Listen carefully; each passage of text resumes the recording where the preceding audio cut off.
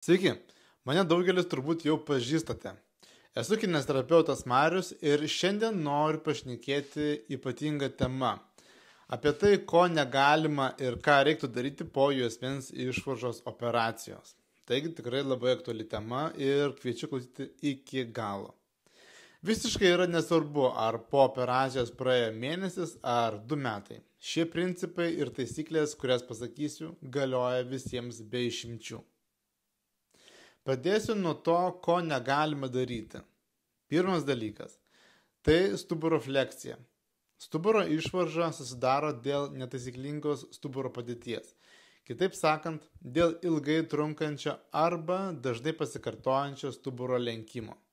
Jei jūs ilgai sėdėsite susilenkęs, kelsite, nešite daiktus netaisyklingai, tai tik laiko klausimas, kada nugara vėl pradės skaudėti. Tad jūs turite visų veiklų metu išlaikyti stuburą tiesų. Antras dalykas – negalima staigių sukimosi judesių ir rotacijų.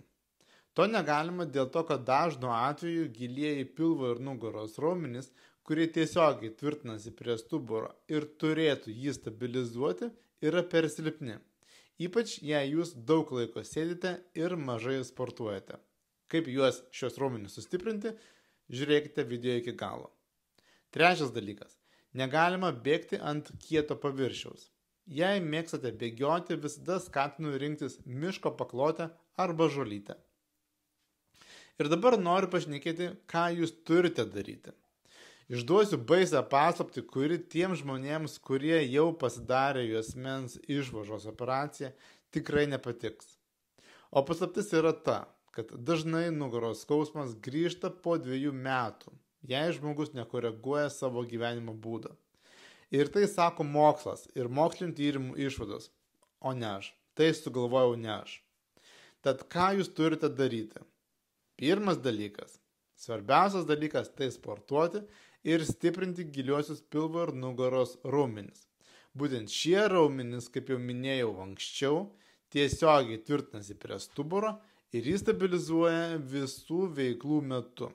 Ir būtent šios raumenis stiprina stuburo stabilizavimo pratimai. Antras dalykas – prižiūrėti savo laikyseną ir laikytis ergonomikos taisyklių. Kitaip sakant, visada visų veiklų metu išlaikyti nugarą tiesą. Tai ypač galioja sėdint, nes mes dažnai mėgstame sėdėti susilenkę. Ir ypač svarbu keliant daiktus nuo žemės. Jūs turite pritūpti ir paimti daiktą nuo žemės, išlaikant stuburą tiesų. Aš sukūriau išsamią nugaros skausmo gydymo video kinesterapijos programą. Joje jūs rasite kinesterapeuto paskaitas apie tai, kaip išlaikyti nugarą sveiką. Ir antrąją šios programos dalį sudaro 10 video kinesterapijos treniruočių, kuriuose būtent ir stipriname giliuosius pilvo ir nugaros raumenis, kurie stabilizuoja stuburą. Nuorodą rasite šio video apačioje